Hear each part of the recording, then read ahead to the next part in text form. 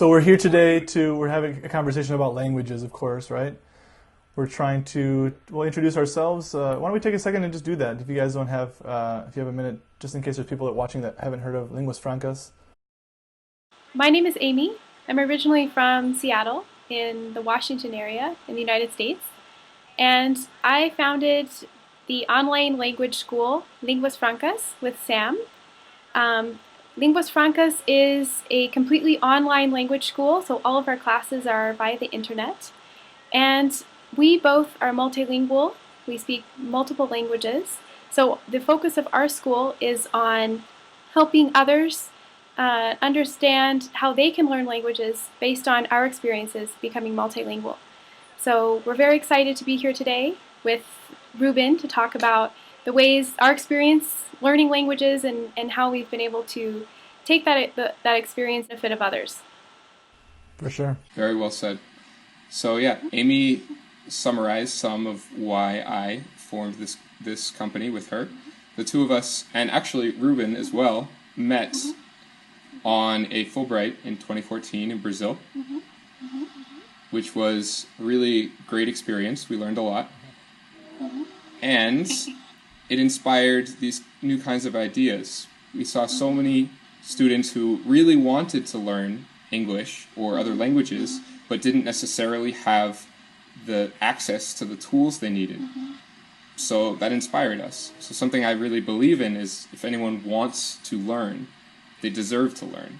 So I kind of felt obligated to see what I could do and see if there was a way to help more people study languages that they would like to learn.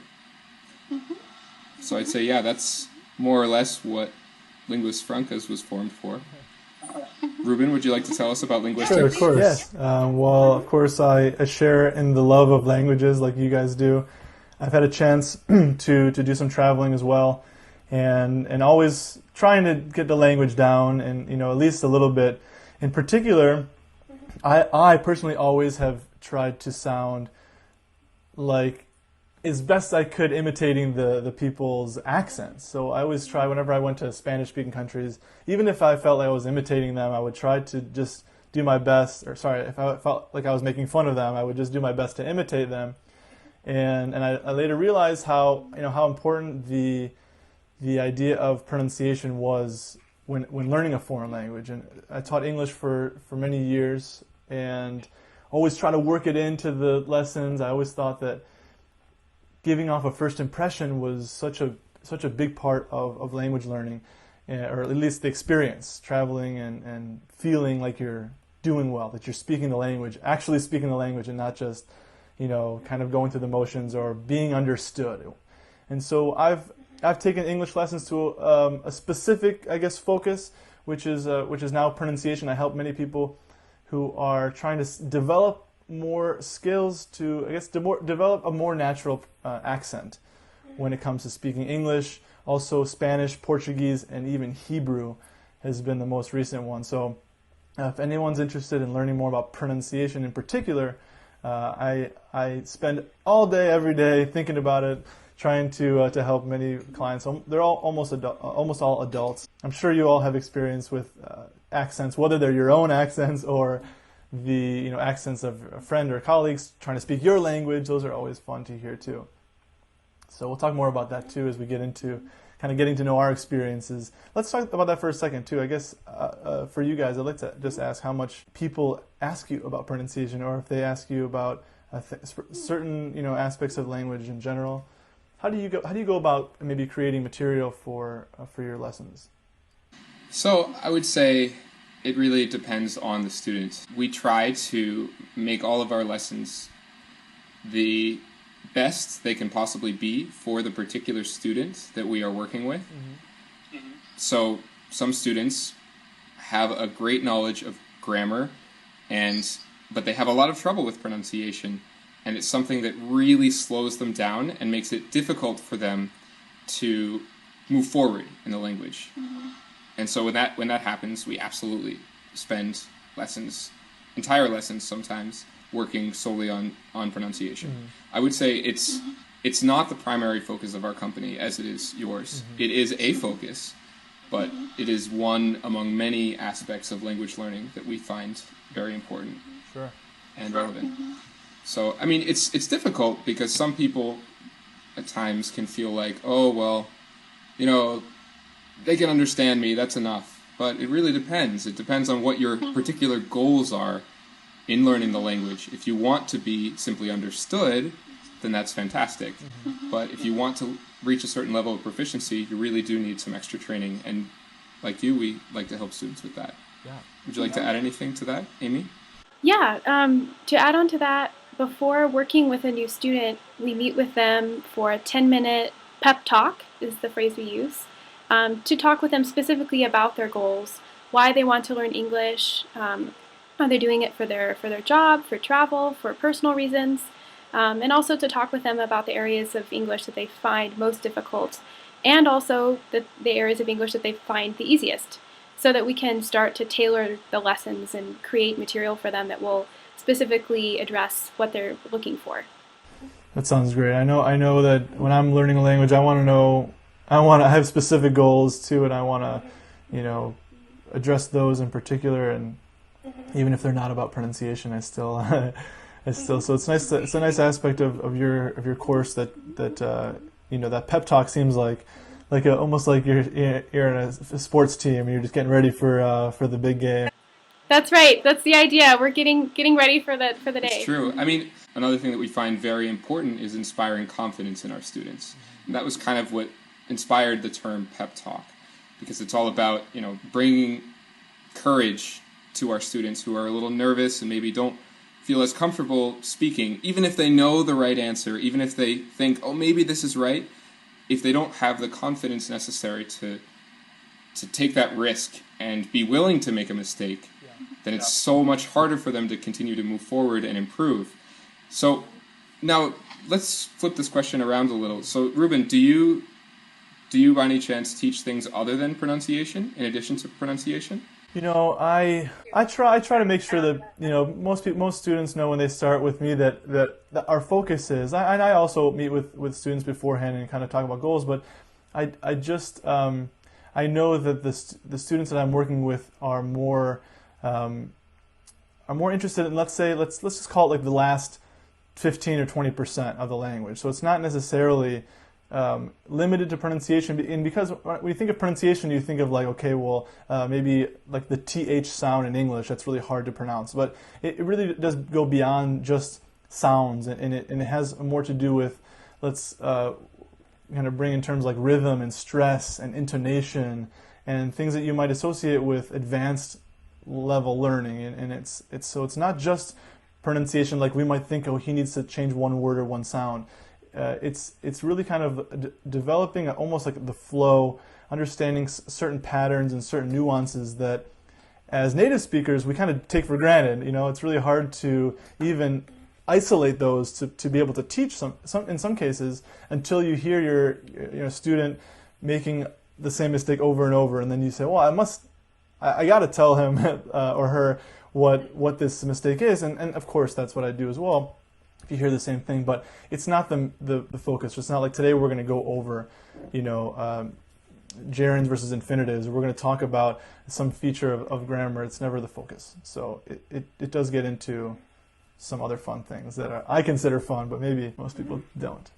Well, that's a good point that you made. I think that you were at least touching on, a lot of people consider grammar to be boring or evil, or a lot of students are terrified of grammar.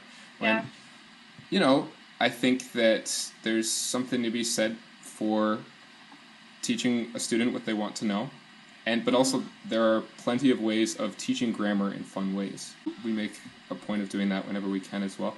Yeah, what's an example? Maybe can you guys talk for a second about like maybe something unique that you found that you guys have been either working on or you've done recently that, I don't know, makes maybe separates you from other schools, or maybe you can showcase something of the style that you guys kind of have.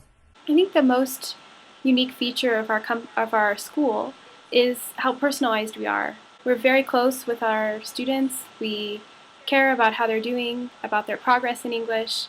So we're with them each step of the way. We help support them as they learn. in different ways, but especially by showing them that we're really paying attention to their language skills and their development.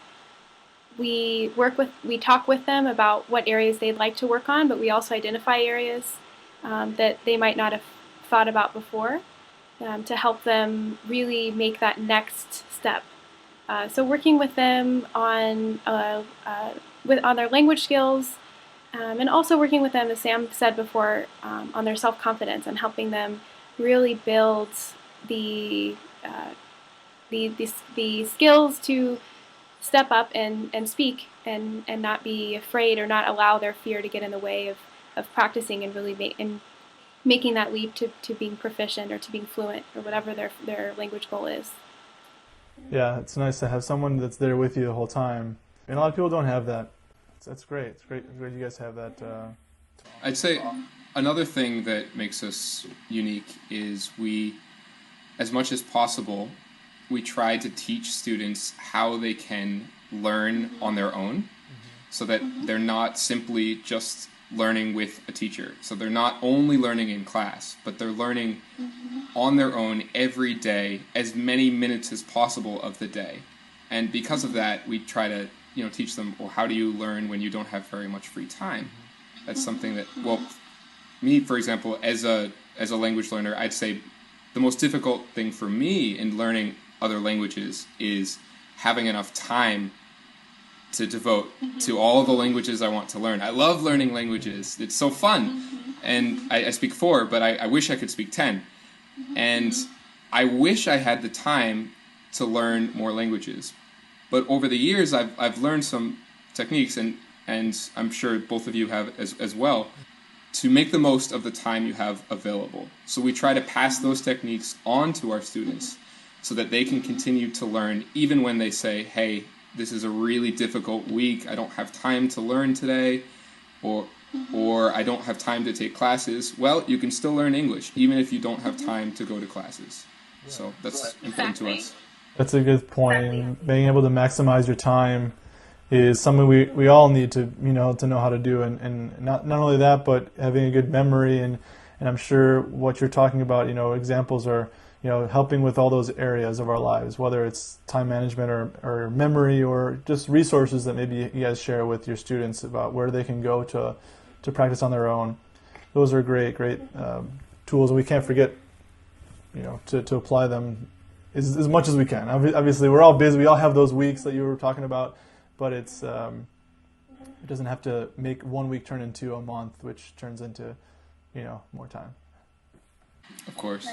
So what are some things that make your company unique, Ruben? Yeah, well, it's funny that you mentioned that. I think the whole idea behind it is so unique that I have to explain it using like multiple sentences. If I ever say that I'm a pronunciation coach or an accent coach, people are just like, I need more explanation. So it's like, it's usually, many people work with accent reduction. This is the term that a lot of linguists use, but it's not the most common thing to see. People work in that field, and of course, there's research being done in a lot of areas, and accents are so ubiquitous that it's just like we hear them, we understand them. Some we think are funny, some are sexy, some are kind of just really hard to understand, and so I guess just thinking about it, it's always kind of a novelty or kind of a fun thing to talk about with people, because since it is so common and people don't only talk about it, it's really surprising how much people don't know about it as far as changing or modifying their accent, and how much how many new techniques when I offer certain techniques to students, they're just like, oh, it's not that? No, but I've been saying it this way for however many years. And so I always feel like that sense of almost pride, but it's almost bittersweet, because that they've been mispronouncing something for many years. But going back to the question, though, I think the things that are most unique are something that I call Ruben's tip of the day. This is something that's kind of like your pep talk, where you have like a warm-up session before and you're kind of going into planning mode. This is kind of just a way to, instead of getting right into the the main focus of the lesson, to try to maybe add a reminder from a previous lesson, or maybe kind of offer, maybe it is for me a grammar tip or a vocab word that I thought they might not know. And it takes 2 minutes to kind of introduce it, and then we get into our session. So that's kind of how I pepper in the language stuff without having to, so no one says, okay, well, I'm practicing pronunciation, but I still need work on my grammar. You know, they don't feel like it's only feeding one and not the other. So there's that. Of course, being able to introduce something of a technique that someone's never heard of. It's always a huge thing. And I've recently started to use, just different spellings. I know we all use different ways to spell words, but speaking a few different languages myself and being able to utilize the spelling of a different language. So, using like a Spanish J to be pronounced like a ch, an H sound has been really helpful too. So lots of different techniques and lots of different ways to relate the material to students in a way that sticks, and that's the whole goal. And so, we're talking about this stuff, and I'm kind of like getting excited to share these two tips with everybody. I was just telling Sam and Amy before we met today that there are these two things that, in my experience, every single language learner is missing. It's something that it's, kind of almost seems ridiculous. Can we even talk about that? I guess let's talk for 1 minute about, as an introduction, about how you guys improve your languages and how you would maybe suggest to someone else to improve. So it was leading up to these two things that I want to share with you all, everyone who's watching this, that have to do with practice and how what we're missing from our language practice. So I wanted to ask you, if you can still hear me, tell me if it goes out or something. If you can still hear me, I just mentioned before, as I was talking and you couldn't hear me, I was saying that when we decide to, let's say, take a random Monday and learn or practice our Portuguese, that seems to be a language we all speak. There's lots of ways to go about doing that. Practicing Portuguese. What does that mean? We're going to improve in some way. Well, what's the first thing you do? Maybe you open up a video or a Netflix movie in Portuguese, or maybe you have some music you want to find the lyrics to. Of course, there's lots of ways of going about it. So I wanted to ask you personally, Sam and Amy, what you guys would do in this situation. What methods, what resources would you do if it's Portuguese Day? Or English Day. There's so much that you can do. There's so many resources that are available to language learners today, especially on the internet, but also just in their communities of Portuguese speakers in my home city of Seattle, for example. So one way, I'm not currently in Seattle, but one way that I can practice Portuguese in Seattle is by connecting to different Brazilians who live in the area. There's a meetup group, for example, that is specifically for practicing Portuguese. So that's one great way. Direct contact is obviously fantastic. But I don't always have time to go out and meet people.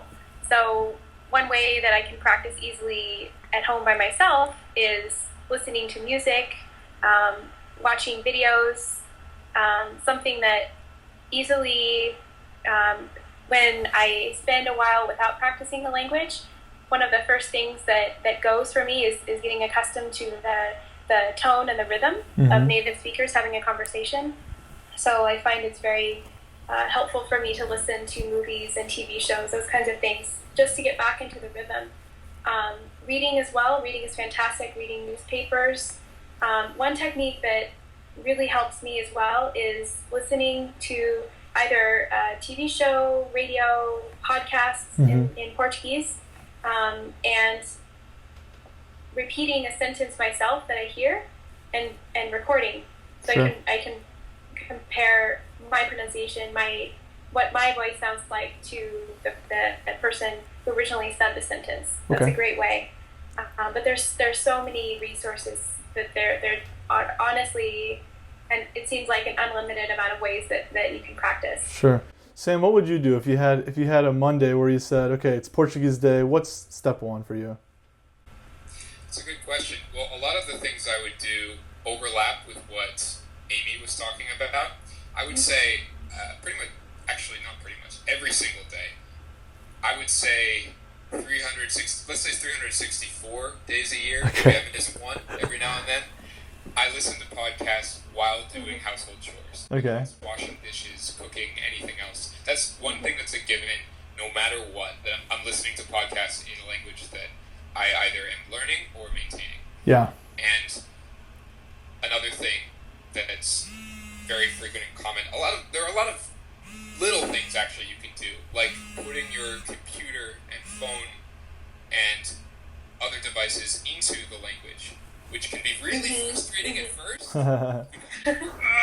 Vocabulary. Email, you can't get it out.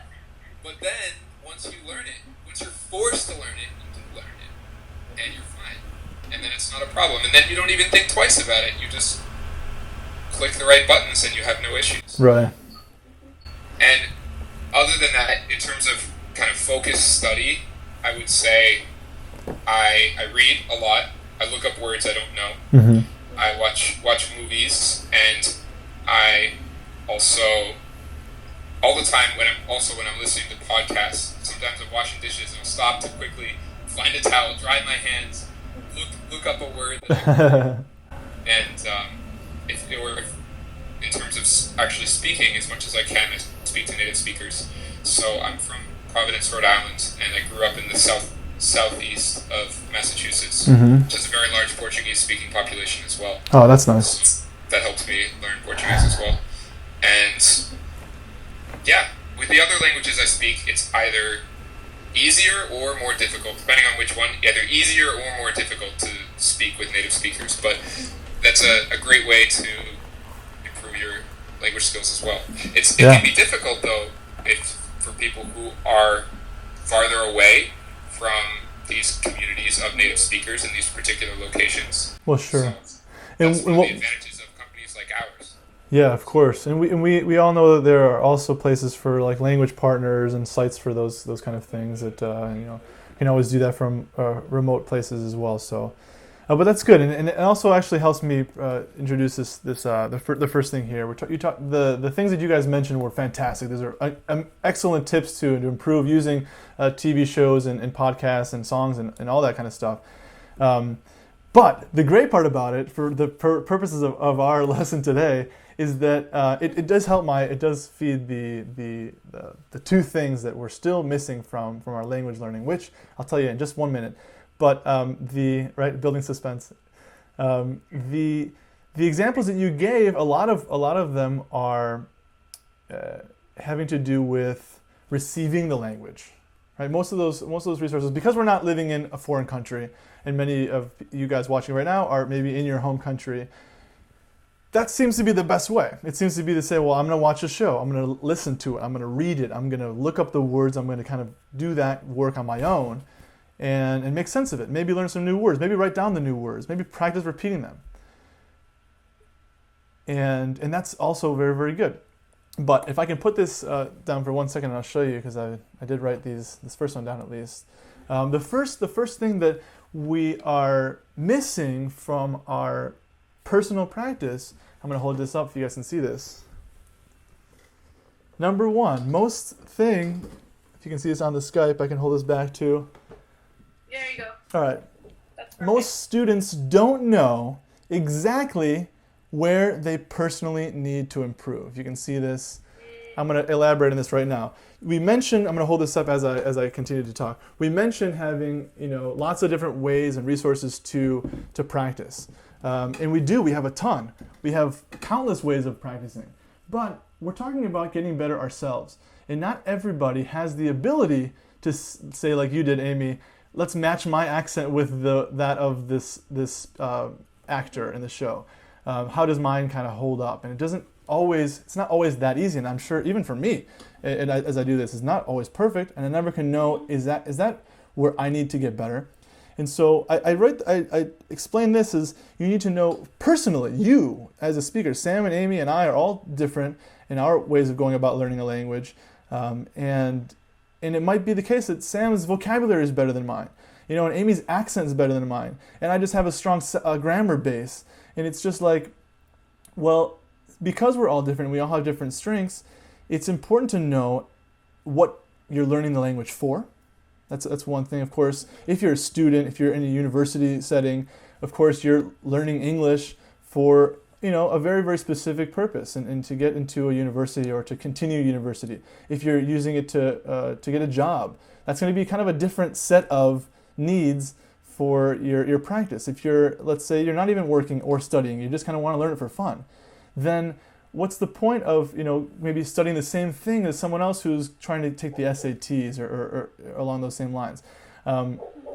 I know that, tell me if you guys have done the same thing, because I know as I'm talking about this, I'm thinking of an example of something that might seem ridiculous, but I know we've all done it. How many of you guys have raised your hand or or touch the screen on Periscope or whatever, nod your head, smile, if you've ever decided, today I'm going to study all the vegetables, or all the, today's going to be like, I'm just going to do all the animals, all the farm animals. That's what today is all about.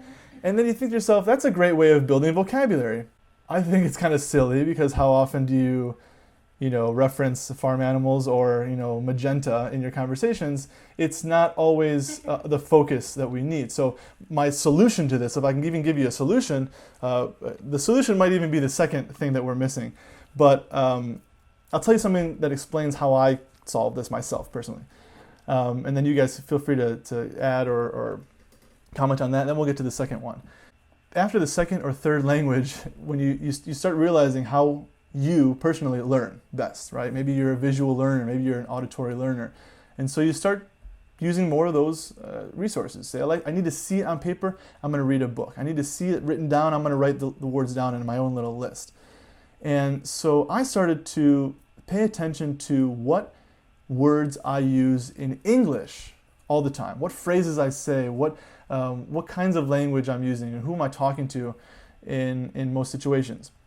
That generated a list of about 15 or 20 of Ruben's most common phrases.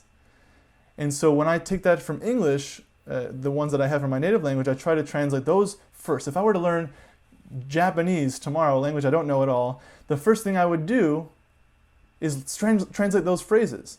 How come? It just saves me time in getting to of course, if you're the type of learner who needs to get the whole grammar base and you want to learn the whole alphabet first, that's not a bad way to do it. I'm not saying that. I'm just saying that if you're the type of learner who is now on your third or fourth language, like Sam was talking about before, we don't have a lot of time, right? This is a lifelong process.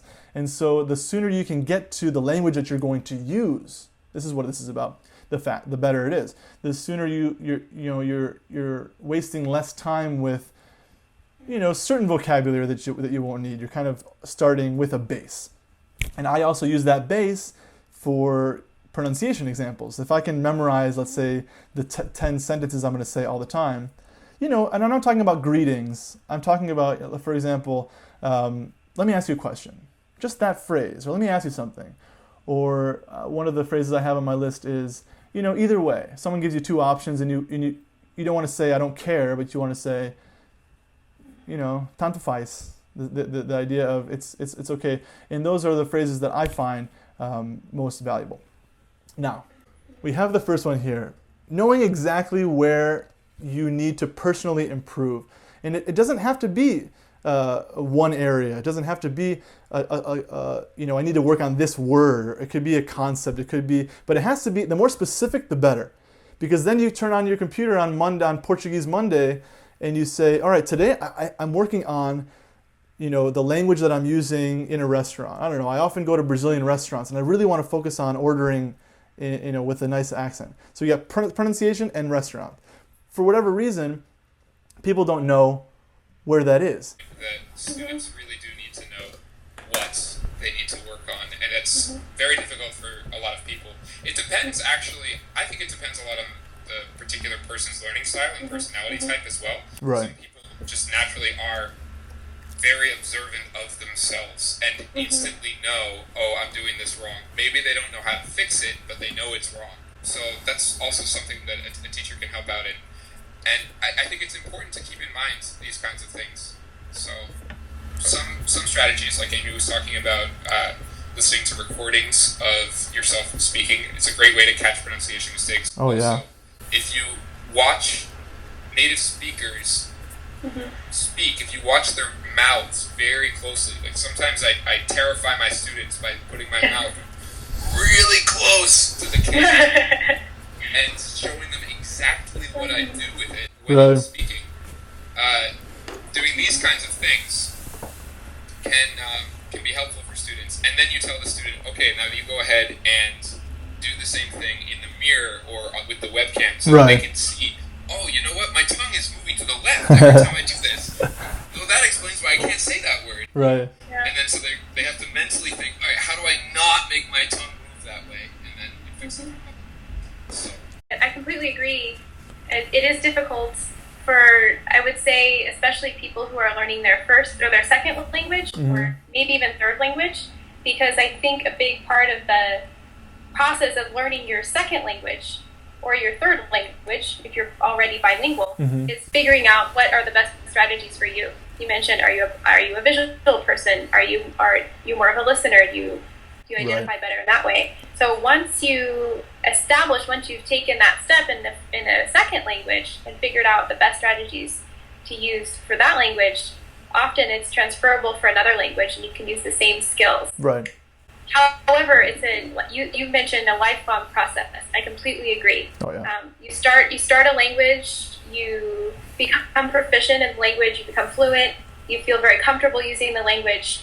There's still so much that you can learn. There's still so much I can learn in my native language. Yeah. So it really is a lifelong process, but learning these strategies can really help you maintain or learn more languages. For sure. I learn new English words every day. Yeah. Yeah, I mean, absolutely. I try I to. think that's true for anyone in their native language. So that's something to keep in mind as well. I know sometimes I'm working with students and I find that I make a mistake in what I say. Yeah. For example, I say the sentence in the incorrect way, and the student immediately says, "Oh," and they stress out and they think, "Oh my gosh, I understood the rule wrong. She just said this," but in fact, it was my mistake. And I think sometimes as language learners, we automatically assume that everything a native speaker says is 100% correct. Right. Oh man. So that's why it's important to build confidence as well. And realize that we are, at the end of the day, speaking. We're communicating, and that's all that we're doing. Sometimes we can make mistakes. Amy, the comment that you just made is it's almost a perfect transition into what number 2 is. So I know you didn't plan that, but that was fantastic, because you're right. So a lot of people kind of will listen to native speakers and they'll say, all right, well, that person's native, so they know what's going on. And I know I do that. I know, even because before I get to this, my style of learning is also verifying that what I saw in a book is actually something that some people say. Yes. And that's always hard too. Yes. So I'll ask a native speaker and say, is that right? And sometimes it's yes, sometimes it's no. But not every native speaker can be an example that we can always use for practice. So the second thing that every language student, including myself, by the way, is missing. Most students don't have someone or a few people to consistently, and that's a key word, offer constructive feedback. I'll explain this by, obviously we know that what we talked about, and having a contact, having a teacher, having a coach, doesn't have to be your teacher, by the way. It's great to have someone with like Linguas Francas or Linguistix, if you have someone that's trusted, that you work with all the time, and it doesn't have to be one person. Of course, it can be a combination. I often like to ask multiple people, just so I don't bother the same person every time with a question. Or so maybe you can take the lessons of one friend and impress your second friend with the lessons from the first guy or girl. So it's like, how did you learn that? I thought I was your only go-to. No, I got a couple. So and so it's important to also use this tip also to help with that first thing. So maybe you don't know where you need to start. What do I need to improve? I know I need to improve, and I know my accent, or in my case, I know my accent is, let's say, not quite there, or people misunderstand me when I talk about this, but I don't know what to do first. Which website do I go to? Solving this problem and having someone that could be a teacher, it's always nice if they're knowledgeable about the grammar and to be able to even answer advanced questions if you have them, is someone that you can also ask, say, by the way, do you notice any trends or any patterns in my language? And we talk about the idea of, giving a correction in general. I think most people are pretty apprehensive about correcting you, if you don't know them really well, even if they are a trusted friend that you kind of have a good enough relationship where if they offer you a correction, if they're trying to help you, then there's no discomfort, there's no like weirdness. It's really just about getting better, and maybe even someone who's getting help in your language, like you're doing kind of like an exchange where you're helping them in your native language and they're helping you, and so you guys can be constructive and give each other feedback together. That's ideal, but we don't always have that, and most people don't have it consistently. That's the thing. I have friends, I have Brazilian friends, Spanish-speaking friends, people that can help, but are there people that I can call, on a weekly basis, daily basis? Very few. I have very few people, and even then, it's like, well, are they hearing all of my language? Are they hearing everything to get a good sample of it? Mostly not, and that's where I try to kind of focus my attention and say, where do I need to improve? Is it those? Do I know how to say, the language I'm going to use, and do I have someone that I trust that can really offer me that consistent feedback, that'll tell me if I'm making a mispronunciation. They'll tell me these small details that other people might be afraid or uncomfortable answering. Just to add on to that, absolutely. One strategy is to ask directly. Ask someone you trust, a friend, even an acquaintance sometimes, about your language skills, but also be observant about how native speakers are reacting to your language.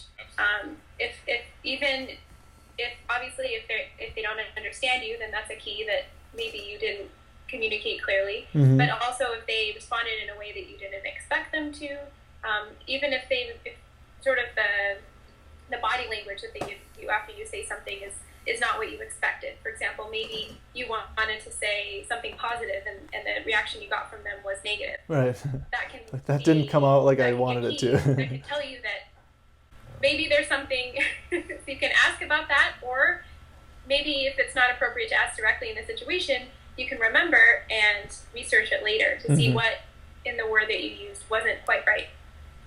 So being observant is important as well. I have a lot of really funny stories in which I said one word but meant a different one. Yeah, we all have been there. Yeah. A lot of really funny, embarrassing stories when sometimes a simple everyday word is very similar to a very offensive word, and I've made that mistake many times. I think we're actually just about out of time. I might just tell some of those hilarious stories. Okay.